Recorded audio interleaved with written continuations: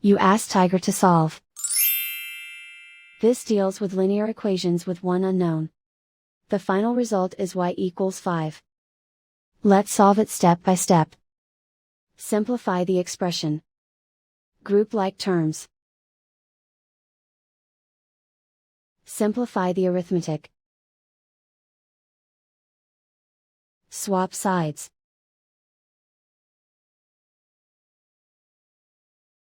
Group all constants on the right side of the equation.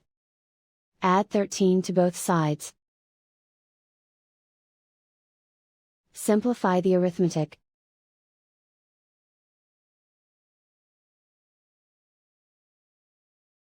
Isolate the y.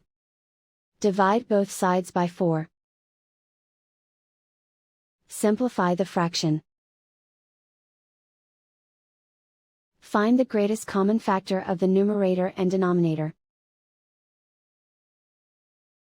Factor out and cancel the greatest common factor. And so the final result is y equals 5.